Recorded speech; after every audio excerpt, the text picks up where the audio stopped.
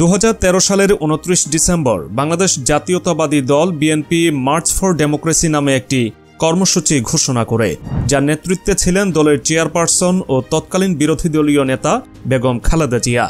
এই কর্মসূচির উদ্দেশ্য ছিল তত্ত্বাবধায়ক সরকারের অধীনে নির্বাচন আয়োজনের দাবিতে আন্দোলন করা। কর্মসূচির দিন খালেদা জিয়া তার গুলশানের বাসভবন ফিরোজা থেকে সমাবেশে যোগ দেওয়ার প্রস্তুতি নিচ্ছিলেন।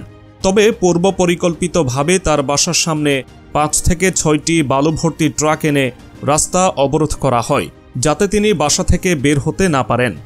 এছাড়াও বাসার আশেপাশে বিপুল সংখ্যক পুলিশ ও আওয়ামী লীগ যুবলীগের নেতাকর্মীরা অবস্থান নেন। ফলে খালেদা জিয়া ওই দিন কর্মসূচিতে অংশ নিতে পারেননি। বিএনপি অভিযোগ করে যে এই অবরোধের মাধ্যমে খালেদা জিয়ার গণতান্ত্রিক অধিকার হরণ করা হয়েছে এবং তাকে কার্যত গৃহবন্দী করে রাখা হয়েছিল। সরকার ভীত হয়ে সমস্ত রাস্তাঘাট বন্ধ করে দিয়েছে। এই ঘটনার প্রায় 11 বছর পর 2024 সালের 4 অক্টোবর কেন্দ্রীয় কৃষক দলের সদস্য মোহাম্মদ শরীফুল ইসলাম গুলশান থানায় একটি মামলা দায়ের করেন। মামলায় সাবেক প্রধানমন্ত্রী ও আওয়ামী লীগ সভাপতি শেখ হাসিনা, সাধারণ সম্পাদক ওবায়দুল কাদের, পুলিশের সাবেক আইজিপি হাসান মাহমুদ খন্দকার সহ 113 জনকে আসামি করা হয়। মামলার এজাহারে উল্লেখ করা হয়, 2014 সালের সংসদ নির্বাচনের বিরোধিতা করে বিএনপি আন্দোলন শুরু করে এবং বিভিন্ন দাবি তুলে ধরে।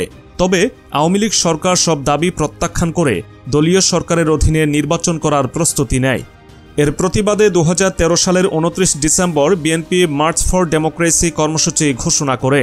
ওই কর্মসূচিতে খালেদা জিয়ার অংশগ্রহণ ঠেকাতে পরিকল্পিতভাবে তার বাসার সামনে বালু ট্রাক দিয়ে প্রতিবন্ধকতা সৃষ্টি করা হয়।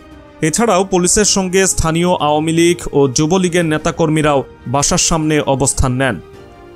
মামলার পরিপ্রেক্ষিতে 2024 সালের 18 অক্টোবর গুলশান থানার তৎকালীন ভারপ্রাপ্ত কর্মকর্তা ওসি রফিকুল ইসলামকে গ্রেপ্তার করা হয় এবং আদালত তাকে 4 দিনের রিমান্ডে নেওয়ার অনুমতি দেন।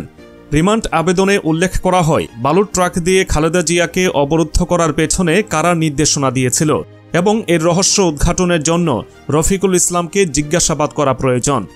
এই ঘটনা বাংলাদেশের রাজনৈতিক অঙ্গনে ব্যাপক আলোড়ন সৃষ্টি করে এবং গণতান্ত্রিক অধিকার ও রাজনৈতিক প্রতিহিংসা নিয়ে নতুন করে বিতর্কের জন্ম দেয়।